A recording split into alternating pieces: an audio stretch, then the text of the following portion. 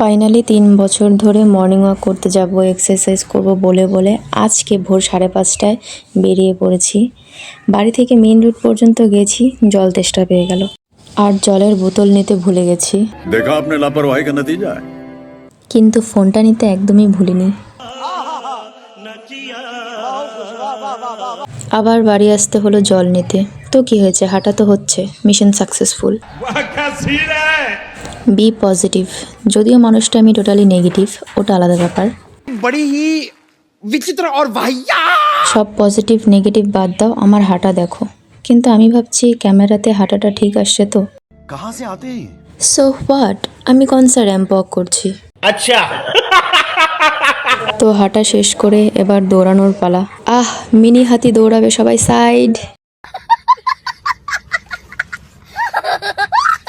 পেছনে আমার ভাইও ফোনটা ধরে নিয়ে হয়তো মনে মনে বলছে, ভাগ মোটি ভাগ।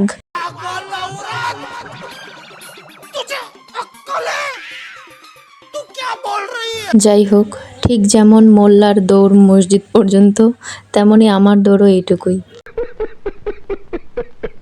যাই হোক, বাদ দাও, অত ধরতে হয় না। চলো এবার এক্সারসাইজ শুরু করব। ভংচং করে নিয়ে এবার আত্মাকে মিথ্যা সান্ত্বনা আর তোমাদেরকে দেখানোর জন্য একটু এক্সারসাইজ করলাম। কি বলে এটাকে জানি না, হবে কিছু একটা, হাত পা নাড়ানো দিয়ে কথা। তো এটা বেশ কিছুক্ষণ করার পর আবার একটু ভংচং করলাম।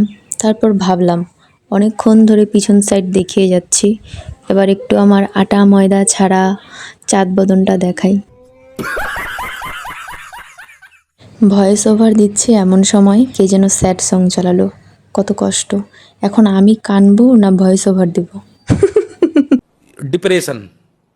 যাই হোক, এরপর ভাবলাম একই জিনিস আর কতক্ষণ করব, এবার নতুন কিছু করি, তাই লাফানো শুরু করলাম। ওয়েট, দুটো লাফ দিয়েই ব্যাস হয়ে গেছে, কুত্তার মতো হাঁপানো শুরু।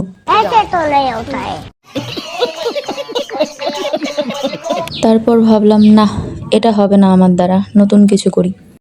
এরপর এদিক সেদিক ঘাটটাকে একটু ঘুরিয়ে 2-4টা ফু মেরে এটাও শেষ করলাম।